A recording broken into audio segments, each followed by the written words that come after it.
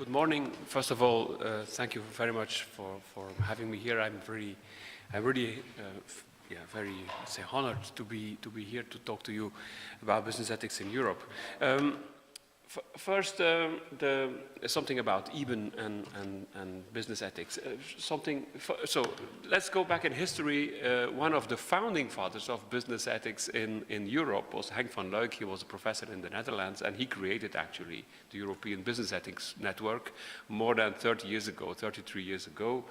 And this is a quote, back in the 1970s, no one heard about business ethics, and people thought it was an oxymoron. You could not have business and ethics at the same time. So that was totally absent in the field. So then, and now, of course, 30 years later, it's kind of mainstream. Most of the many business schools have classes on ethics and business and specific topics, and it's kind of, there is major companies all have ethics officers or ethics and compliance officers, so the whole landscape has changed. So what are we talking about? Sometimes there's a bit confusion. People mix up ethics and CSR, ethics and compliance, ethics and sustainability and all these things. Of course, there's a big overlap in all these things. We are talking about value-driven business, so it means we do business in a responsible way, and of course, this implies different things. One of them is the responsibility of corporations with respect to the environment and with respect to the community where they are active.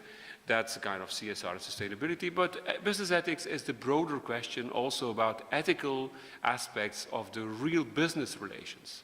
The relations you have with clients, with suppliers, with competitors also, and also all kind of ethical questions related to management. That means inside the company.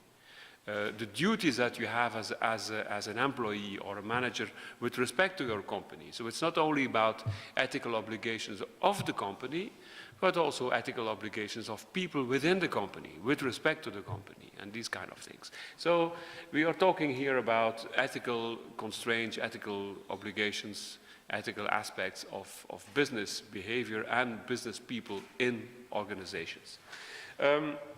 Of course, ethics in business is absolutely specific in the sense that we are in a competitive environment. There is something like the market, and that determines a little bit the rules of the game. I mean, for instance, people use sometimes ethical principles like the golden rule. You should not do to others what you don't want them to do to you. This does not exactly apply in business. What you do is for instance, if you have a competitor, you want to increase your market share, and that's exactly not what you want the other one to do. It's kind of, so there is something like competition. That does not mean that anything goes. There is still ethical constraints, but it's quite comparable what's happening in a sports competition or something, and this kind of thing. Okay, so another point that is important to underline is that we are in non-ideal situations. That means it would not be fair to condemn businesses or corporations very quickly, in a hasty way, say, oh, these people are crooks, or these people are whatever, or greedy, or these people are not behaving in a responsible way. The environment is sometimes very complex. Your competitors are not playing a fair game, and so there is pressure of the market. And we should rather think in terms of progress, say improving business practices, getting rid of bad habits, etc., rather than once and for all kind of, now we are going to be perfect. That's not possible. So ethics codes, codes of ethics, ethics charters, and all these things are guidelines or ideal presentations, and we have to try to get closer to them, but we will never be perfect. That's the kind of general attitude that we should have in business ethics. Okay, this is just a slide that shows the frequency of the use of the words in randomly chosen texts. You can do this on Google. So, for instance, you can see that the word business ethics existed in the 1930s, was quite used a little bit. Of course, then it's typically the economic crisis of the 30s, and then the word is used. The other words, like corporate responsibility or sustainability, have come much later. So, and now you can see these words are used. So that means in general, the attitude with respect to business has changed. So the public opinion, the media, everyone is watching, is looking closer to business, and there is some pressure on business, on companies, corporations, to behave in a more responsible way. And that's, so if business practices have improved over the last 30 years, it's not because the nature of human beings is any better. I mean, people are still the same. But there is much more external pressure, there's also legal changes, and so the combination of more pressure by the public opinion and better legislation leads to better practices. So it's a kind of mix between external pressure and also raising awareness on the side of business people. Okay, so this is the kind of overlap I was talking about. You could even add another one like compliance. I didn't mention compliance that much. Compliance, many companies, the ethics officer is the ethics and compliance officer. Now, what's the difference? Compliance is basically about how can you manage people in such a way that they respect the rules, which are well established. I mean, well-known rules. You have the rules and then people should follow them. And that's compliance. Ethics is also about questions, is related to questions for which there's not yet a clear answer. Questions which are sometimes discretionary. What should we do in this case? And we don't know it, kind of new questions that come up. Compliance is rather about well-established rules. But of course, there is much overlap. Ethics officers have also to make sure that people follow the rules. So they are in charge of compliance.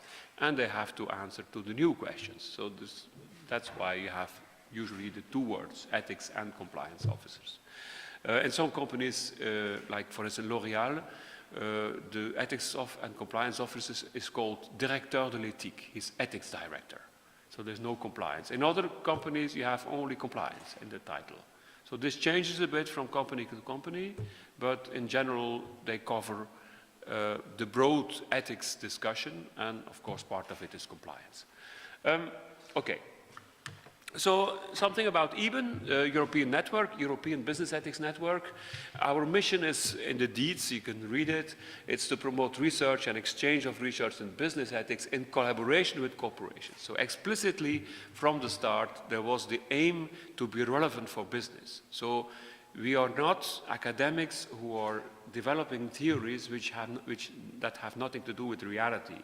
So ultimately, the aim of research in business should be to contribute to better business practices, ultimately, of course. You can also have more academic, more distance research, but ultimately, if research in applied ethics makes any sense, it should at some point be applied, and that's a kind of thing.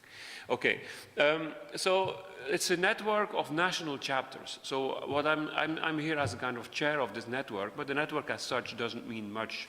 I mean, we have national chapters, and then we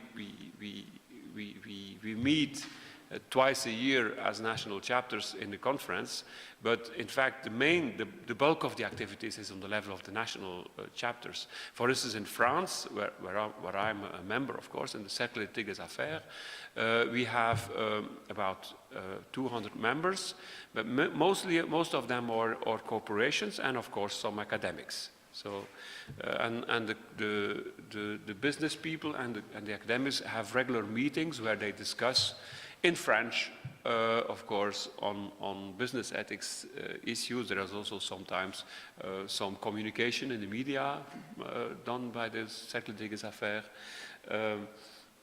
and also some public, we defend some positions on some issues. In other countries, like in Germany, we have even regional associations where business people in different regions meet from time to discuss about ethics. There's about 500 members in Germany. So the main activities are at the level of the national chapters, and there is 2 annual European events, 1 annual conference, and 1 research conference. So here at St. Petersburg was the research conference, mainly academic. If there is an annual conference, usually the country that hosts the annual conference also invites local business people who talk about ethics in their company. So last year we were in Finland and we had a couple of sessions with really interesting discussions with Finnish business people who are absolutely, who are very interesting and had good business practices to share with us about how they run their company in a responsible way. So annual conferences with business people and academics. The research conference is only academics, is more research, and that's what we do as a network. Okay. So there is a diversity in the countries, and we will see the next speaker comes from Spain. In Spain, for instance, the EBEN network is only academic, and the business people have their professional association, and of course they know each other very well, and there is absolutely no competition there because there is no, academics are not in a market. We are there basically because we are interested in the topic, and we want to see also to learn from business people how they actually handle different questions or how they implement different policies. For instance, I remember we had a session in France about human rights and business ethics. Now, we as academics, and we had some specialists on it, we learned actually from the people from Total, the oil company, because they had a team, they have 3 people, professional people, full-time, busy with human rights. So they are absolutely, they had distinctions on degrees of complicity with violations of human rights that researchers were really keen to learn about. I mean, it was absolutely great. Sometimes business people are really interesting for us academics as well. So in these countries, for instance, Greece, France, Germany, Finland, Belgium, there is much interaction between business people and academia. In the other countries, a bit less. Now in the UK it has changed, and UK will change from now on because even UK has merged, if you want, with the Institute for Business Ethics in London, which is a professional association. And so, and Institute for Business Ethics was really happy to have more academics on board. So they just merged into one association. And maybe this will be one day a solution for Spain as well, I don't know. So in Italy, it's mainly academic. In Scandinavia as well, except Finland. But Finland is not Scandinavia officially. It's something, so they have another thing. Okay, what are the topics? The topics that are really sometimes normative, yeah, I have to explain maybe. We talk about what should be done or not be done, that's normative. And sometimes we talk about how to implement in practice. For instance, the discussion about whistleblowing that we had in France was really about practical aspects. About how do we implement it, how can we not infringe on privacy and this kind of things. So now there is discussion about due diligence in the supply chain and corruption, bribery. And also there is sometimes, and that's maybe interesting to know, professionals of business ethics in corporations are also interested in behavioral business ethics. That means not about the normative question, what should be done, what is acceptable or not, but rather how can you create a corporate culture in which people spontaneously do the right thing. So how can you somehow manipulate your employees so that they would not be tempted to go into some form of misconduct or bribery or things like this. And that's an important aspect. Of course, ethicists are mainly, let's say, focusing on normative issues, but it's also important to see this kind of social, psychological mechanisms that influence people's behavior. And that's also what we see that professionals are really interested in. So, for instance, they want to know what kind of questionnaires or what kind of surveys or training sessions are really, let's say, effective or really have a huge impact on people's behavior or not. Okay. So last year we had, that was an interesting session in France, 2 sessions about the political role of corporations. Especially in France, you have these big giant companies which are close to the government. And then the question was, to which extent can we allow that that companies would lobby about new legislation or things like this, and what are the limits or the ethical limits of these kind of things. Okay. Yeah, then something concretely about the association. What does it take to be a member? It's very easy. You are a member. If you are a member of the national chapter, then you're automatically a member of the European network. So the national chapters just give a list of their members, and then you're a member.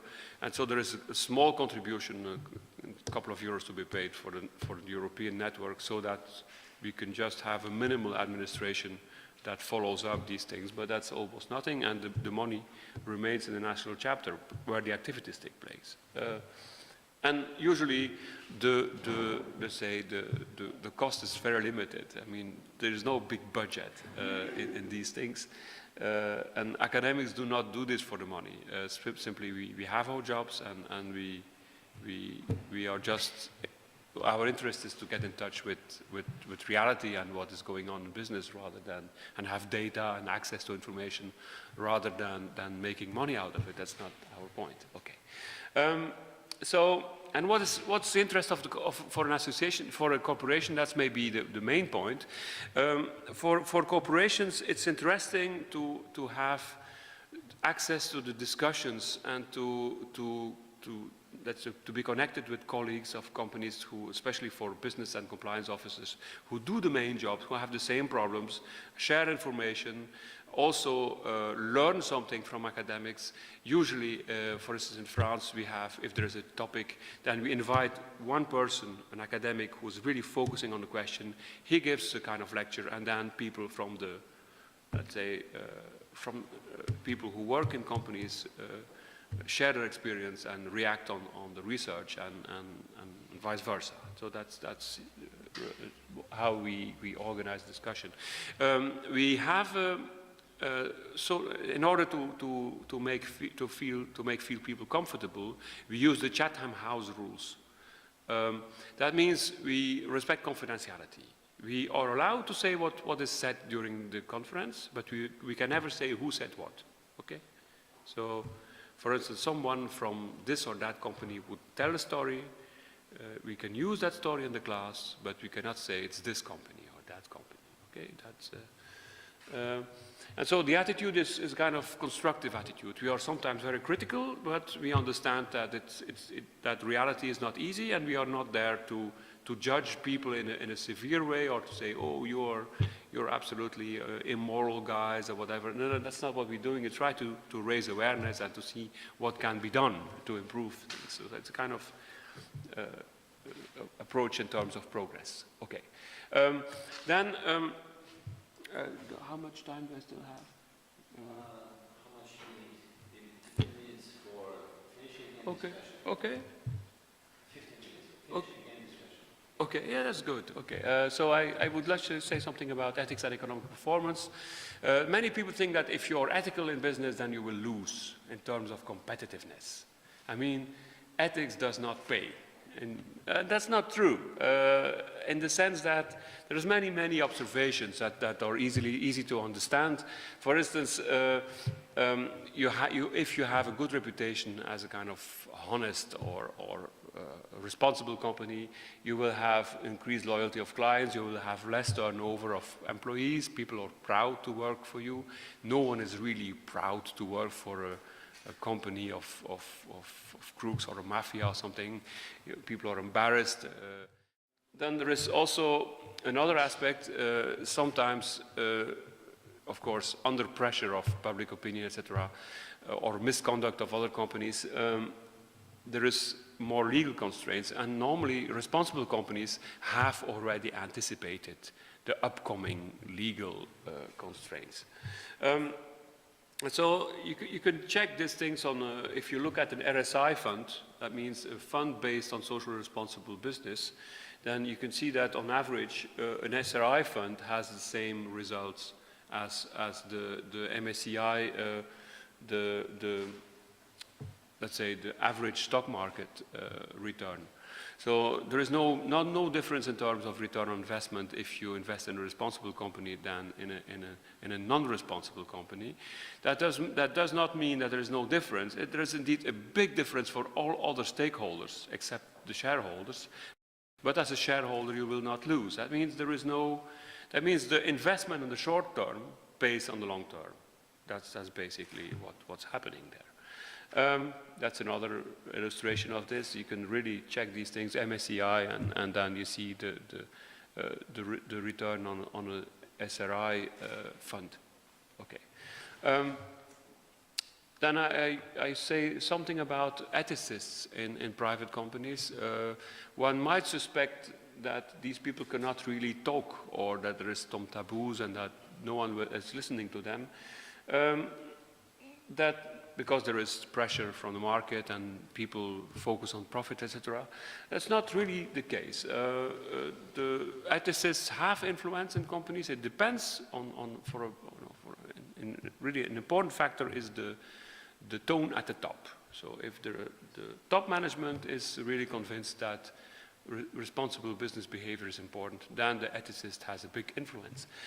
So myself, I'm in an ethics committee of 2 corporations.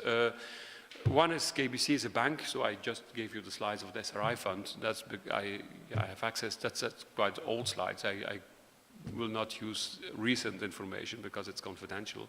But I'm in an ethics committee of a bank, and also in the ethics committee of a retailer, which is quite known in Russia, which is Auchan, which is a French company.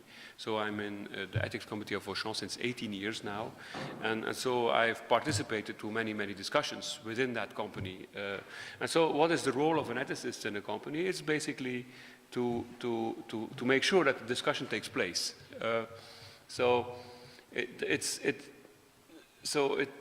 These people, business people, are very clever, and they easily see what the problems are. But the most important thing is to have a discussion. So once the question is on the table, and there is external people in the room, that means not only internal people of the company, but a couple of external ones as a kind of witnesses, so that you can no longer push the problems under the carpet, and the power play is suspended. That means if you have only internal people in the company and you have an ethics discussion, then you can always have a guy who has a lot of power in the company with a big mouth, and he will say, "This is not really a problem for us," okay? And then everyone will shut up. If there is some external people in the room, then you cannot do that. Then the power play is suspended. And so you have to face the question. What we see often in ethics committees, and that's something, maybe I should not tell this, but what happens often is that before the meeting, you have a kind of phone call from some other members who are in the company, and you discuss about an issue that will be discussed during the upcoming meeting, and then someone will say, "Okay, we agree on that, but it would be better if you would say that during the meeting," okay? That's how it goes. But that's good. Once it's set, it's set. And you respect confidentiality, and then it's up to the people to face the question. So you're not doing any theory in these ethics committees and companies. We are not focusing on, but we try to identify essential points, and then people see what is possible. And there is always a gap between your ethical ideals and what is feasible here and now. But the most important thing is not to deny the problem. So if you're not hypocritically denying things, then you can make progress and say, "Oh, what can we do here and now? What seems to be reasonable at this stage?" And so on. So that's how it goes in business. And it's healthy as long as the discussion is open and that there is no taboo and no power play. And that's not obvious. I mean, maybe some people have experience here in companies. It's sometimes difficult to raise a question. And of course, in big companies, the questions are put on the table also by external pressure in the media, or a scandal. There's some television, whatever, documentary, or a news report, and then you have, of course, to face the question. Okay. So the role of an expert in ethics is basically is not so much normative, is rather benchmarking, so show what other companies are doing, and secondly also to make it possible that the debate takes place. And that's also the role of an association. If people from different companies talk with each other and with academics and know what is going on in other companies, in other sectors, etc., then it, let's say, liberates a bit, or it breaks the taboo and it makes things possible. So ultimately business practices improve if the whole business community raises awareness about these issues. It will not take place if someone isolated in one company tries to do things, if the whole business community is totally indifferent to it. So that's okay. Oh, so I stop here and yeah, go ahead for the questions.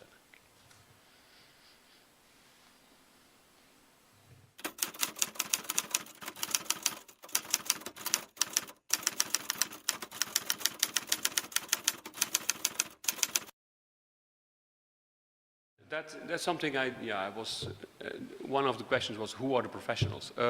So in some companies, the people who are, ethics and compliance officers come from a legal background. Usually when you have a kind of compliance entrance to ethics, then it's someone with a legal background. But in many companies, people who are talking about ethics and corporate responsibility, etc., come from an HR background.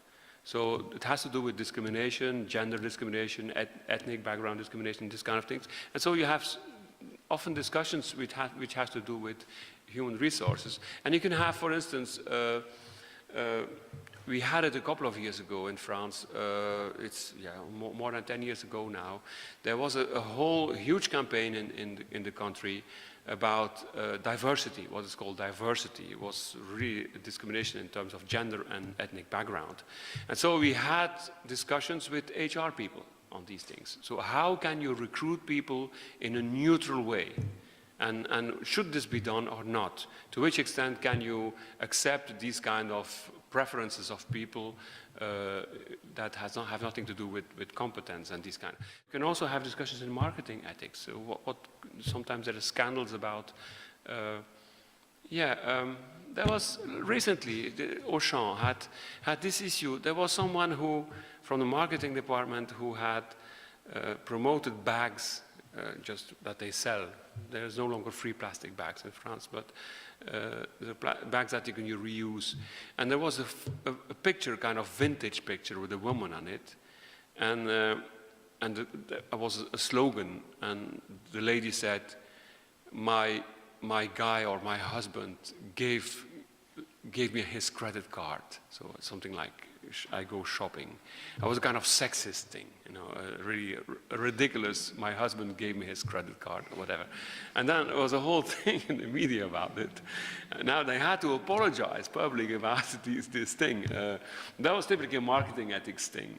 Is this acceptable? Of course, it's ridiculous. They should not have done it. But I remember my daughter sending me an email with a picture of that bag on it and said, "You are in the ethics committee of Auchan." And my daughter is a radical feminist and said, "Are you not ashamed? You should step down in the ethics committee." I said, "Okay." Okay, so you can have all kinds of topics. It depends on what the question is. There's ethical questions in business on different levels. And indeed, HR is a huge one. HR is absolutely. And not only about discrimination. Another one was, for instance, how do you manage older people in a company, senior people who do physical jobs? Now, here you can see the tension between law and ethics. In France, for instance, there is every year a medical control. And the doctor says if you're able to work or unable. That's black or white, able or unable. And it's written apt. Apt means okay. Now, there is people, for instance, people who work in retail, and people who work in retail who have to put bottles of wine or beer or drinks in the shelves. These people have their back broken at 45. That's absolutely physically really demanding. If you do this every day, putting bottles in shelves, and now how do you do? These people are officially able, but in practice suffer a lot from back pain in the back. So you have kids, what do you do? People have been working 25 years in your company. Should you kick them out because they have pain in the back or not? Or find another job? So there is a kind of reflection about career planning for people who do these physical jobs. And then you have to anticipate. So where can we put this guy over 5 years from now? His back will be broken. This kind of thing. So we had discussions in Auchan, and the people from Renault came, also people who have problems with their back-end logistics, and other companies, and we had discussions about how do they handle it, how do they do these things. So that's HR, but that's not discrimination, but it's still a kind of thing. How do you do this in a responsible way? You anticipate problems rather than saying, okay, we will fire this guy. And we had all kind of strange arguments. One manager said, if I see a guy and I think if this will be my father and I would feel ashamed, then there's something wrong. Good kind of typical Kantian argument. So, okay.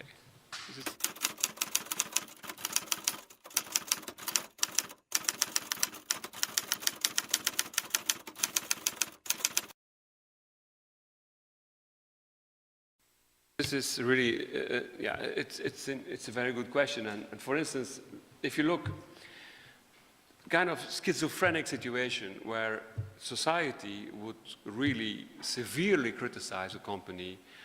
For instance, think of what happened in Bangladesh some years ago when there was a building that collapsed where people make garment, textile companies, Primark, etc. were there. And then you have the big scandal and people say, oh, these disgusting companies. But the same people buy their T-shirts at €5 or €3 if they can. And so there's a kind of schizophrenic attitude where people, at the one hand, criticize companies, but in their own personal behavior are not coherent in these things. And so, indeed, you should, at the same time, raise awareness in people's individual behavior or consuming behavior, and on the other hand, corporate behavior. Because corporations may be or not willing to change things, but if the consumers on the market pressure goes the other direction, it's absolutely difficult. And you're right. I mean, it is sometimes disturbingly disappointing to see how people in general react on issues. And there is, in fact, the role of education in these things is absolutely crucial. Not only in business schools, but also in business schools. We teach ethics in business schools. And most of us, of the academics, are involved in business schools, and that's why an association is important, because it gives also some legitimacy to the. For instance, if you have a Russian network, and just to imagine this thing, you have here this school of management in St. Petersburg, which is obviously the leading business school in St. Petersburg, or something like this. Okay, so if you have an association of business ethics in Russia, and you have people like Maxim or Yuri and whatever who make interventions here in the school, the fact that you are in touch with business people who take this seriously gives you supplementary weight with respect to students. People say, okay, this is taken seriously. So the same thing, if I have a class on human rights and business ethics, I can give all kind of theoretical stuff on the Ruggie principles and whatever, and then you have one guy from Total that comes in and says, hey, this is my job. I'm doing this full time for the oil company. That's what we are doing. Then at once people say, oh, this is not just a joke, this is serious. And so it makes a difference. I mean, this kind of thing, education of raising awareness on student level has also to do with the perception of legitimacy. And a finance professor never has this problem. He say money is always legitimate, and that's no problem.